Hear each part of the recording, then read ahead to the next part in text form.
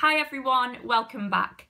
So today I'm going to be filming another recent reads video, and I'm going to tell you about all the books that I've read since my last recent reads video up until I came home for Easter.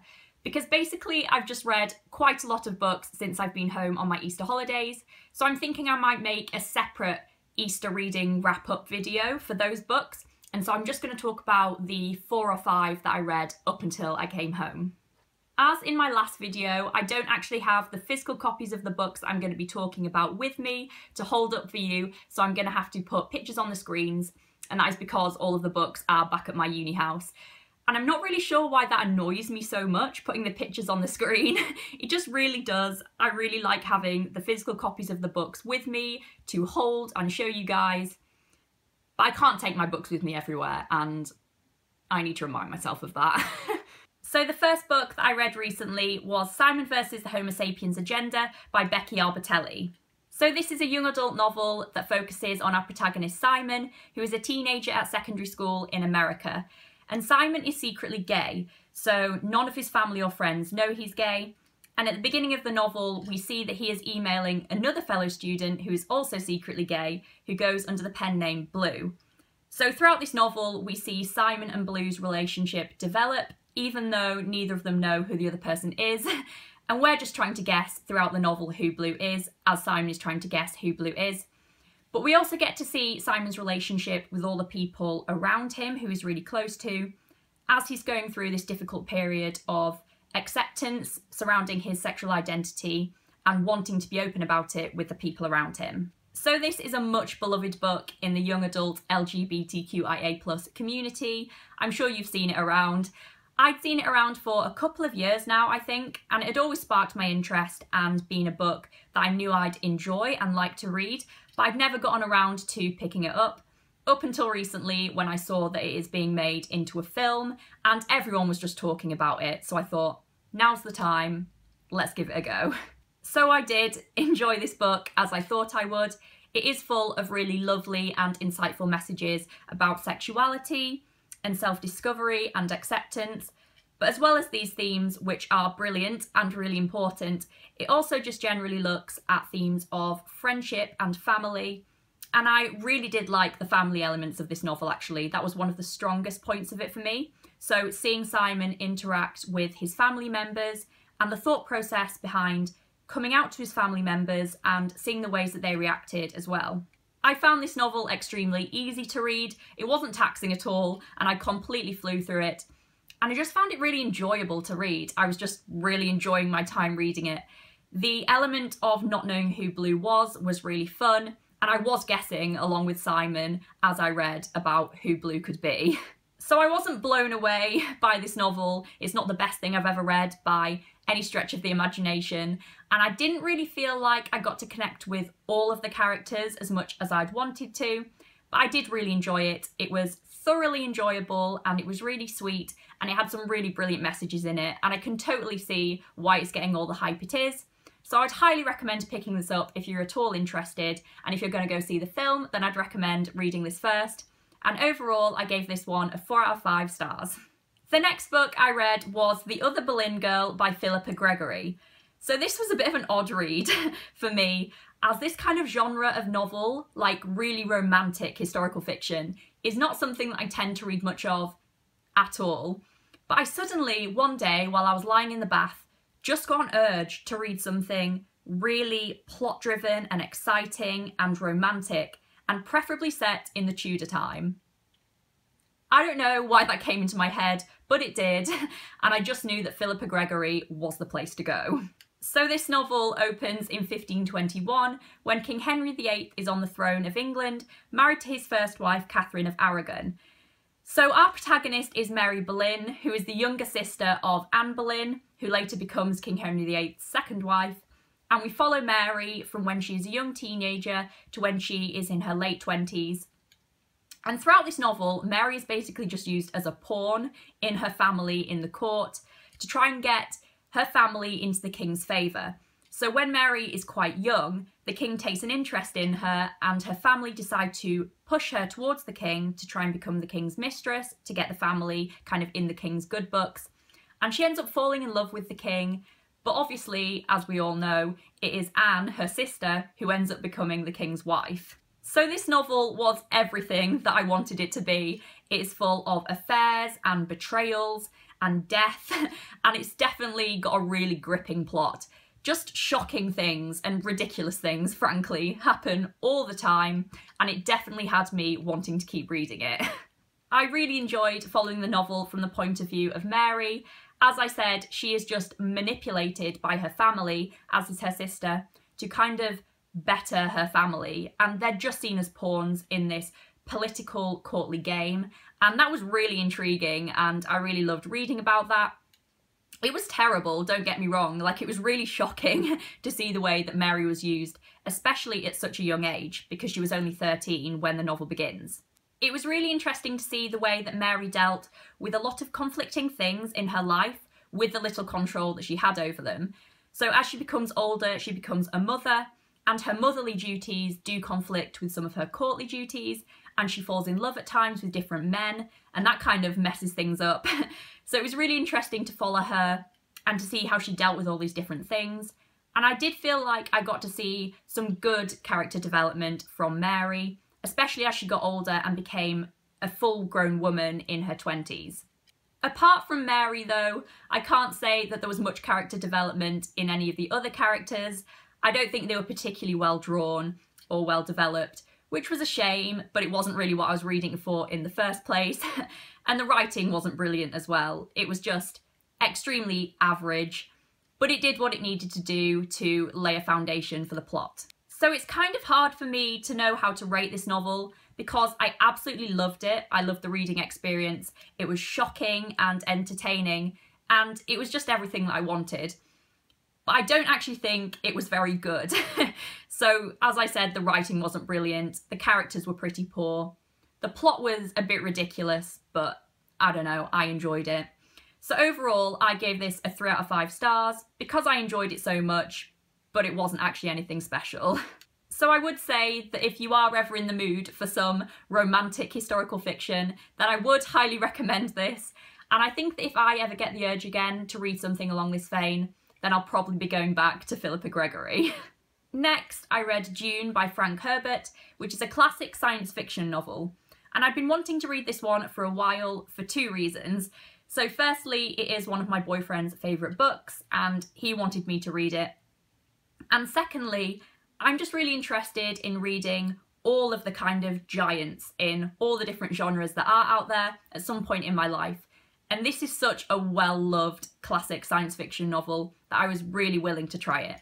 This novel is set in a far future interstellar empire, where in the empire all of the different planets are ruled by different noble houses, and they often fight over having control over different planets. And in this novel we focus on the planet Arrakis, which is a particularly powerful planet because it is the only planet that produces spice, which is a really addictive and valuable substance. And we see the Atreides family move to Arrakis and take control of it at the beginning of the novel. So our protagonist in this novel is Paul, who is the heir to the Atreides throne, and he's only 15 when the novel begins, and we basically just follow him and his family as they move to this new planet and basically see what happens when they get there. But we also get to follow another noble house on another planet because they're kind of wanting to take control of Arrakis as well. And we also get to see the lives of the people who are native to Arrakis, the Freemen. So the scope of this novel was huge. This is definitely an epic novel.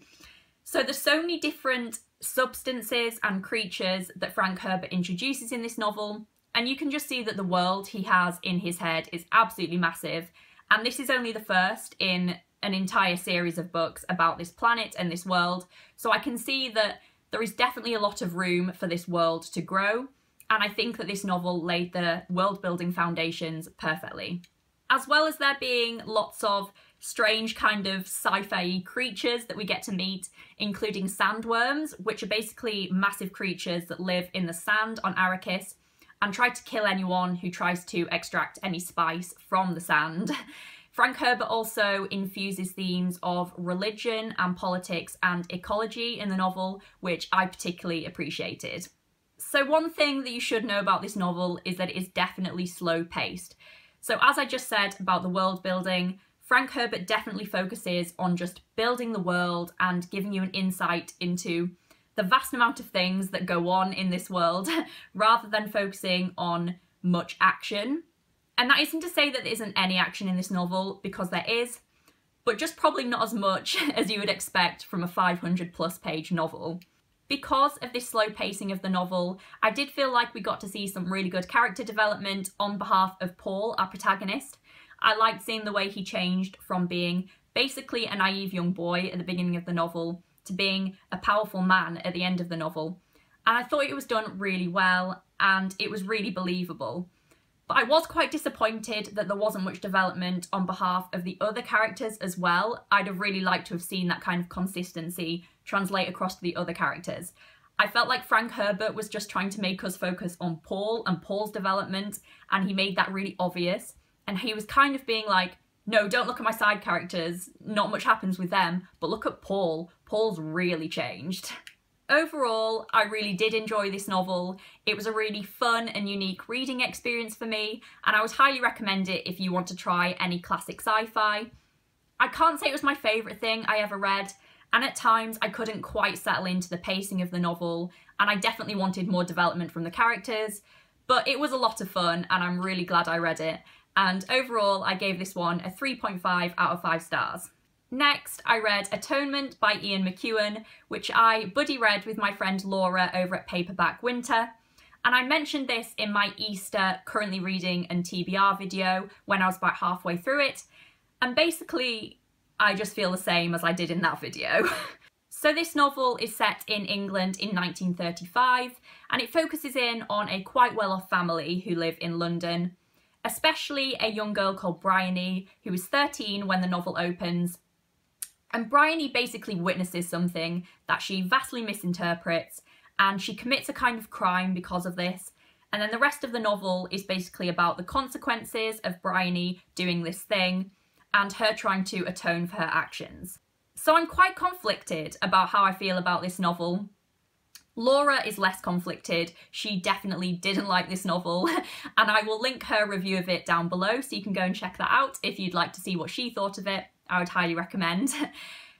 But I kind of enjoyed some of the elements of the novel and really appreciated a lot of what Ian McEwan was trying to do, but I still didn't find myself fully connecting with it, and I certainly didn't love it.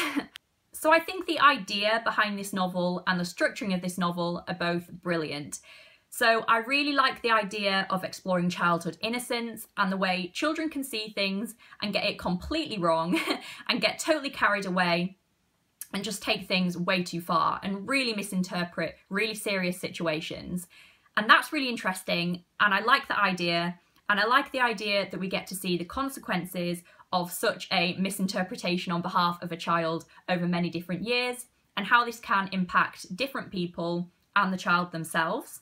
The structuring of this novel is also really interesting. It is split into 3 parts, the first part being when Bryony is 13, and that whole section is set only over one day, so it's very Mrs. Dalloway vibes, and you get to witness the events from lots of different people's points of view and follow their streams of consciousnesses as well, which I find really interesting.